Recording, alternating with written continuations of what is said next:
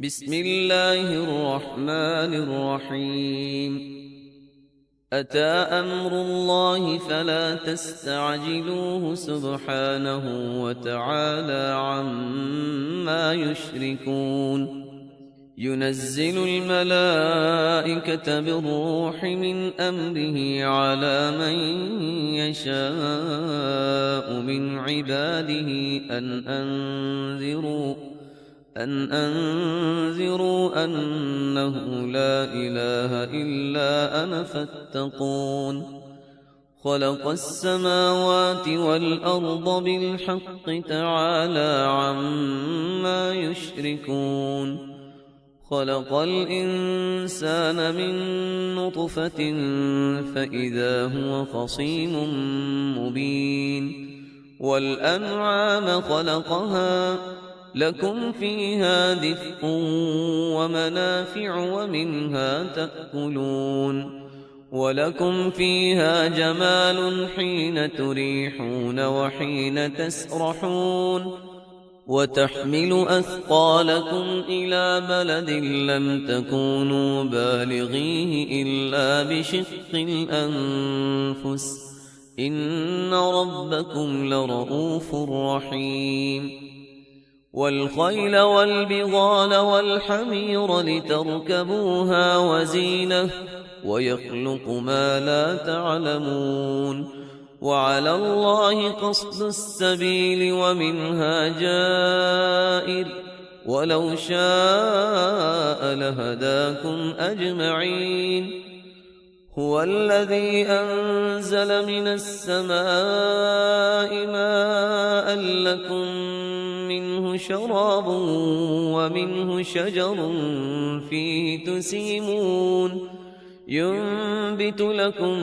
به الزرع والزيتون والنخيل والأعناب ومن كل الثمرات إن في ذلك لآية لقوم يتفكرون. وسخر لكم الليل والنهار والشمس والقمر والنجوم مسخرات بأمره إن في ذلك لآيات لقوم يعقلون. وما ذرأ لكم في الأرض مختلفا ألوانه إن في ذلك لآية لقوم يذكرون. وهو الذي سخر البحر لتأكلوا منه لحما طريا وتستخرجوا منه حلية تلبسونها وترى الفلك مواخر فيه ولتبتغوا من فضله ولعلكم تشكرون. وألقى في الأرض رواسي أن تميد بكم وأنهارا وسبلا لعلكم تهتدون. وعلامات وبالنجم هم يهتدون. أفمن يخلق كمن لا يخلق أفلا تذكرون. وإن تعدوا نعمة الله لا تحصوها إن الله لغفور رحيم. والله يعلم ما تسرون وما تعلنون. والذين يدعون من دون الله لا يخلقون شيئا وهم يخلقون أموات غير أحياء وما يشعرون أيان يبعثون. إلهكم إله واحد فالذين لا يؤمنون بالآخرة قلوبهم منكرة وهم مستكبرون. لا جرم أن الله يعلم ما يسرون وما يعلنون إنه لا يحب المستكبرين. وإذا قيل لهم ماذا أنزل ربكم قالوا أساطير الأولين ليحملوا أوزارهم كاملة يوم القيامة ومن أوزار الذين يضلونهم بغير علم ألا ساء ما يزرون قد مكر الذين من قبلهم فأتى الله بنيانهم من القواعد فخر عليهم السقف من فوقهم وأتاهم العذاب من حيث لا يشعرون ثم يوم القيامة يخزيهم ويقول أين شركائي الذين كنتم تشاقون فيهم قال الذين أوتوا العلم إن الخزي اليوم والسوء على الكافرين الذين تتوفاهم الملائكة ظالمي أنفسهم فألقوا السلم ما كنا نعمل من سوء بلى إن الله عليم بما كنتم تعملون فادخلوا أبواب جهنم خالدين فيها فلبئس مثوى المتكبرين وقيل للذين اتقوا ماذا أنزل ربكم قالوا خيرا للذين أحسنوا في هذه الدنيا حسنة ولدار الآخرة خير ولنعم دار المتقين جنات عدن يدخلونها تجري من تحتها الأنهار لهم فيها ما يشاءون كذلك يجزي الله المتقين الذين تتوفاهم الملائكة طيبين يقولون سلام عليكم ادخلوا الجنة بما كنتم تعملون هل ينظرون إلا أن تأتيهم الملائكة أو يأتي أمر ربك كذلك فعل الذين من قبلهم وما ظلمهم الله ولكن كانوا أنفسهم يظلمون فأصابهم سيئات ما عملوا وحاق بهم ما كانوا به يستهزئون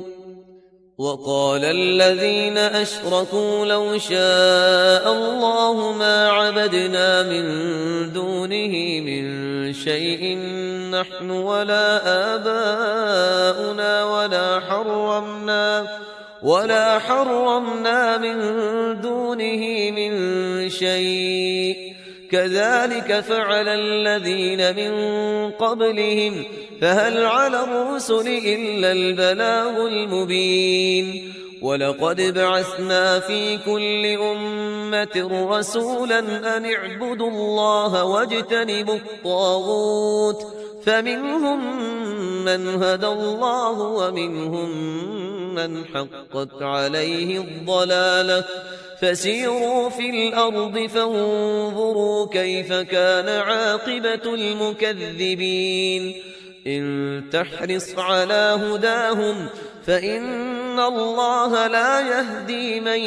يضل وما لهم من ناصرين وأقسموا بالله جهد أيمانهم لا يبعث الله من يموت بلى وعدا عليه حقا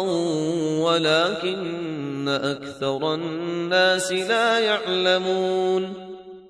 ليبين لهم الذي يختلفون فيه وليعلم الذين كفروا أنهم كانوا كاذبين إنما قولنا لشيء إذا أردناه أن نقول له كن فيكون والذين هاجروا في الله من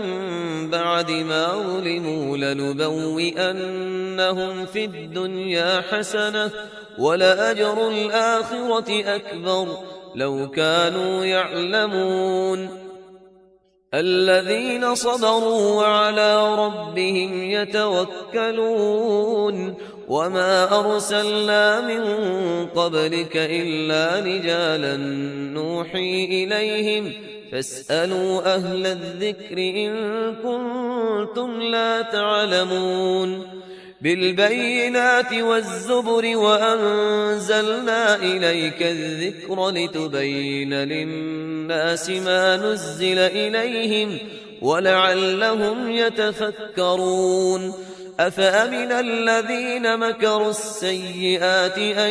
يخسف الله بهم الأرض أو يأتيهم العذاب من حيث لا يشعرون أو يأخذهم في تقلبهم فما هم بمعجزين أو يأخذهم على تخوف فإن ربكم لرؤوف رحيم أولم يروا إلى ما خلق الله من شيء يتفيأ ظلاله عن اليمين والشمائل سجدا لله وهم داخرون ولله يسجد ما في السماوات وما في الأرض من دابة والملائكة وهم لا يستكبرون يخافون ربهم من فوقهم ويفعلون ما يؤمرون وقال الله لا تتخذوا إلهين اثنين إنما هو إله واحد فإياي فارهبون وله ما في السماوات والأرض وله الدين واصبا أفغير الله تتقون وما بكم من نعمة فمن الله ثم إذا مسكم الضر فإليه تجأرون ثم إذا كشف الضر عنكم إذا فريق منكم بربهم يشركون ليكفروا بما آتيناهم فتمتعوا فسوف تعلمون ويجعلون لما لا يعلمون نصيبا مما رزقناهم تالله لتسألن عما كنتم تفترون ويجعلون لله البنات سبحانه ولهم ما يشتهون وإذا بشر أحدهم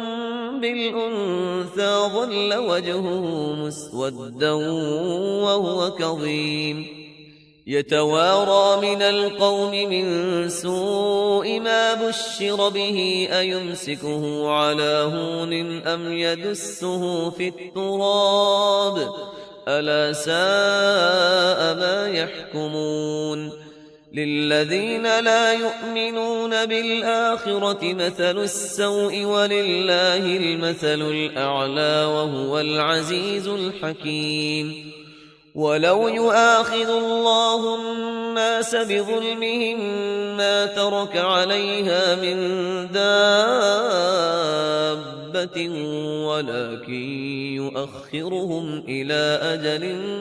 مسمى فإذا جاء أجلهم لا يستأخرون ساعة ولا يستقدمون ويجعلون لله ما يكرهون وتصف ألسنتهم الكذب أن لهم الحسنى لا جرم أن لهم النار وأنهم مفرطون تالله لقد أرسلنا إلى من قبلك فزين لهم الشيطان أعمالهم فهو وليهم اليوم ولهم عذاب أليم وما أنزلنا عليك الكتاب إلا لتبين لهم الذي اختلفوا فيه وهدى ورحمة لقوم يؤمنون والله أنزل من السماء ماء فأحيا به الأرض بعد موتها إن في ذلك لآية لقوم يسمعون وإن لكم في الأنعام لعبرة نسقيكم مما في بطونه من بين فرث ودم لبنا خالصا سائغا للشاربين ومن ثمرات النخيل والأعناب تتخذون منه سكرا ورزقا حسنا إن في ذلك لآية لقوم يعقلون وأوحى ربك إلى النحل أن اتخذي من الجبال بيوتا ومن الشجر ومما يعرشون ثم كلي من كل الثمرات فاسلكي سبل ربك ذللا يخرج من بطونها شراب مختلف ألوانه فيه شفاء للناس إن في ذلك لآية لقوم يتفكرون والله خلقكم ثم يتوفاكم ومنكم من يرد إلى أرذل العمر لكي لا يعلم بعد علم شيئا إن الله عليم قدير والله فضل بعضكم على بعض في الرزق فما الذين فضلوا براد رزقهم على ما ملكت أيمانهم فهم فيه سواء أفبنعمة الله يجحدون والله جعل لكم من أنفسكم أزواجا وجعل لكم من أزواجكم بنين وحفدة ورزقكم من الطيبات أفبالباطل يؤمنون وبنعمة الله هم يكفرون ويعبدون من دون الله ما لا يملك لهم رزقا من السماوات والأرض شيئا ولا يستطيعون فلا تضربوا لله الأمثال إن الله يعلم وأنتم لا تعلمون ضرب الله مثلا عبدا مملوكا لا يقدر على شيء ومن رزقناه منا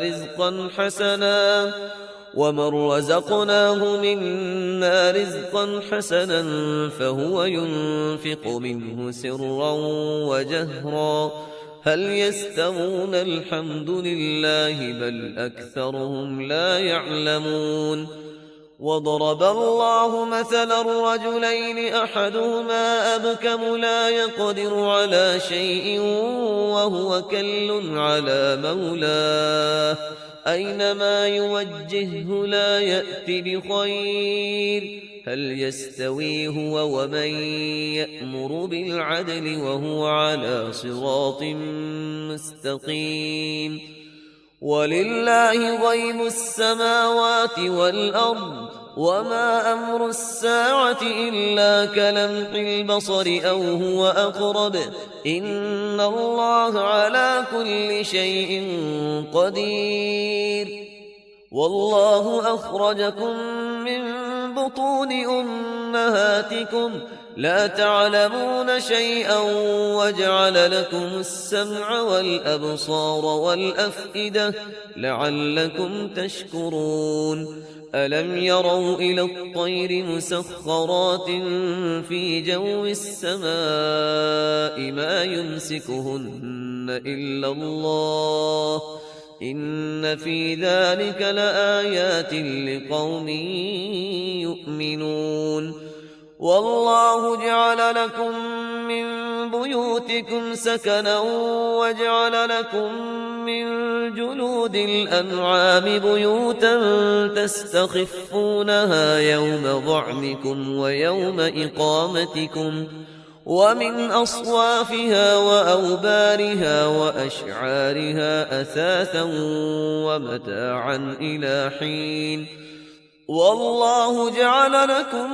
مما خلق ظلالا وجعل لكم من الجبال أكنانا وجعل لكم سرابيل تقيكم الحر وسرابيل تقيكم بأسكم كذلك يتم نعمته عليكم لعلكم تسلمون. فإن تولوا فإنما عليك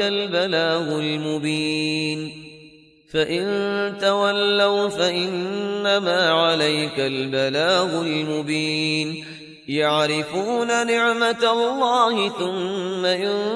ينكرونها وأكثرهم الكافرون. ويوم نبعث من كل أمة شهيدا ثم لا يؤذن للذين كفروا ولا هم يستعتبون. وإذا رأى الذين ظلموا العذاب فلا يخفف عنهم ولا هم ينظرون. وإذا رأى الذين أشركوا شركاءهم قالوا ربنا هؤلاء شركاؤنا الذين كنا ندعو من دونك فألقوا إليهم القول إنكم لكاذبون. وألقوا إلى الله يومئذ السلم وضل عنهم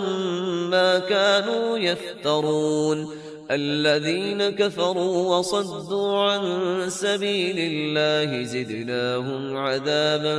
فوق العذاب بما كانوا يفسدون. ويوم نبعث في كل أمة شهيدا عليهم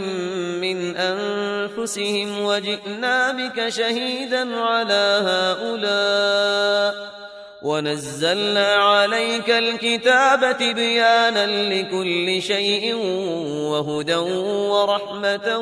وبشرى للمسلمين. إن الله يأمر بالعدل والإحسان وإيتاء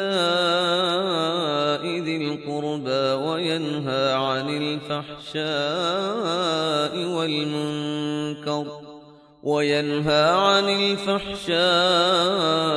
والمنكر والبغي يعظكم لعلكم تذكرون. وأوفوا بعهد الله إذا عاهدتم ولا تنقضوا الأيمان بعد توكيدها وقد جعلتم الله عليكم كفيلا إن الله يعلم ما تفعلون. ولا تكونوا كالتي نقضت غزلها من بعد قوة أنكاثا تتخذون أيمانكم دخلا بينكم أن تكون أمة هي أربى من أمة إنما يبلوكم الله به وليبينن لكم يوم القيامة ما كنتم فيه تختلفون. ولو شاء الله لجعلكم أمة واحدة ولكن يضل من يشاء ويهدي من يشاء ولتسألن عما كنتم تعملون. ولا تتخذوا أيمانكم دخلا بينكم فتزل قدم بعد ثبوتها وتذوقوا السوء بما صددتم عن سبيل الله ولكم عذاب عظيم. ولا تشتروا بعهد الله ثمنا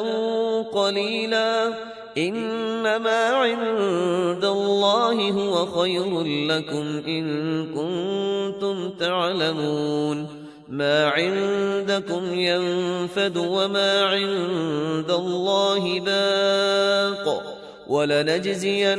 الذين صبروا أجرهم بأحسن ما كانوا يعملون من عمل صالحا من ذكر أو أنثى وهو مؤمن فلنحيينه حياة طيبة ولنجزينهم أجرهم بأحسن ما كانوا يعملون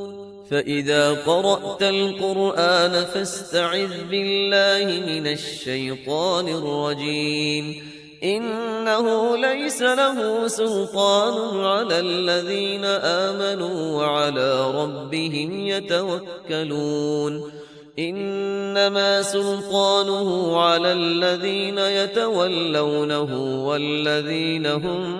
به مشركون وإذا بدلنا آية مكان آية والله أعلم بما ينزل قالوا إنما أنت مفتر بل أكثرهم لا يعلمون قل نزله روح القدس من ربك بالحق ليثبت الذين آمنوا وهدى وبشرى للمسلمين ولقد نعلم أنهم يقولون إنما يعلمه بشر لسان الذي يلحدون إليه أعجمي وهذا لسان عربي مبين إن الذين لا يؤمنون بآيات الله لا يهديهم الله ولهم عذاب أليم إنما يفتري الكذب الذين لا يؤمنون بآيات الله وأولئك هم الكاذبون من كفر بالله من بعد إيمانه إلا من أكره وقلبه مطمئن بالإيمان ولكن من شرح بالكفر صدرا فعليهم غضب من الله ولهم عذاب عظيم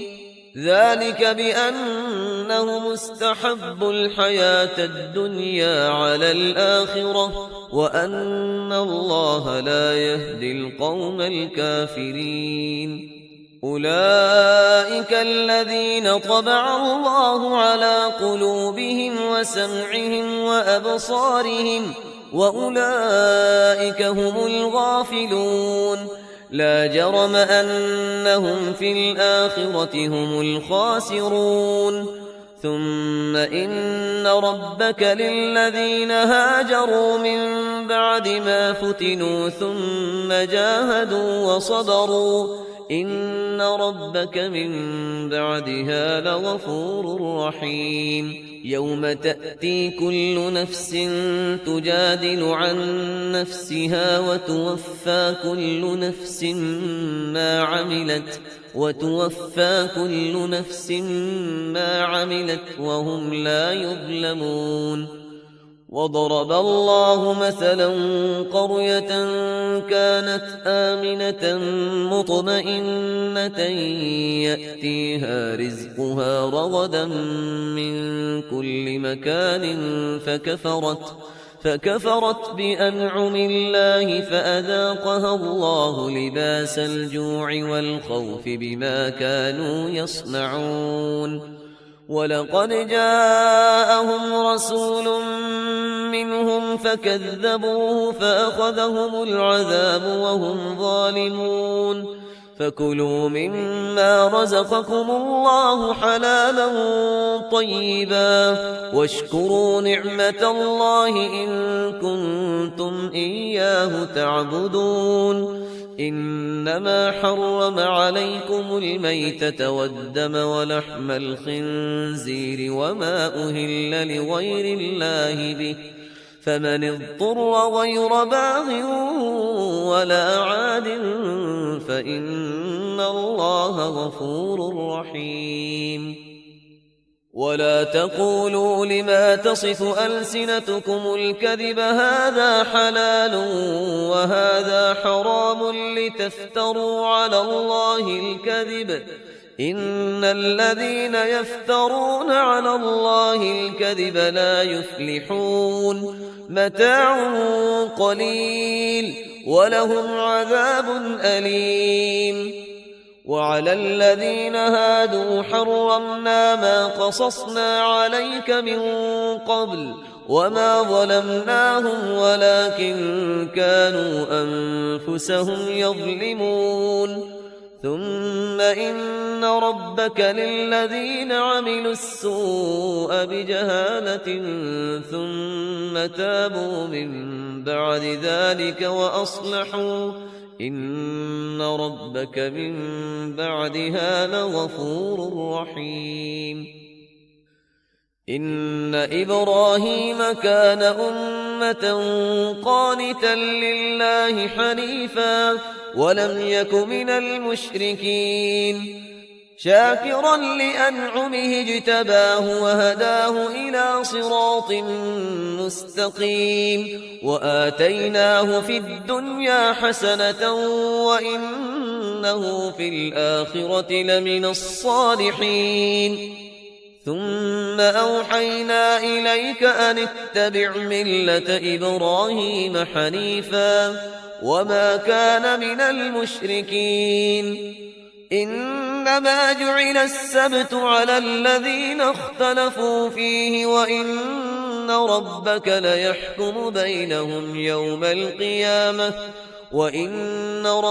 ليحكم بينهم يوم القيامة فيما كانوا فيه يختلفون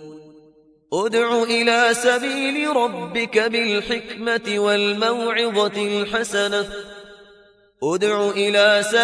ربك بالحكمة والموعظة الحسنة وجادلهم بالتي هي أحسن